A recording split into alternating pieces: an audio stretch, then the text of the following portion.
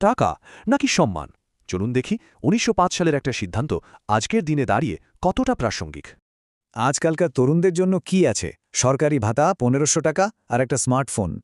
কিন্তু ভাবুন তো, ঠিক এমনই একটা অফার ব্রিটিশরাও দিয়েছিল সেই ১৯০৫ সালে। একদিকে নগদ টাকা আর অন্যদিকে সরকারি ডিগ্রি আর স্কলারশিপ। কোনটা বাঁচবেন? সময়টা ১৯০৫।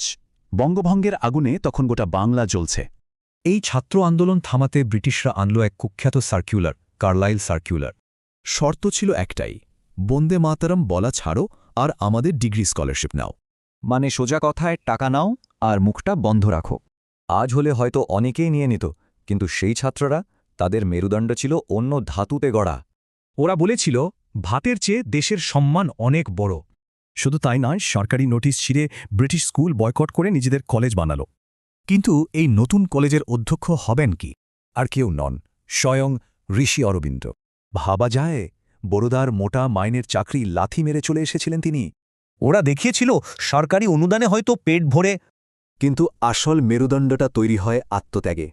একদিকে সেই ২১ বছরের তরুণেরা দেশের জন্য ডিগ্রি ছুঁড়ে ফেলে দিয়েছিল, আর অন্যদিকে আজ আমরা মাত্র ১৫০০ টাকার জন্য লাইনে দাঁড়াচ্ছি। প্রশ্নটা হলো, বাঙালি কি তার সেই শিরদাঁড়াটা হারিয়ে ফেলল?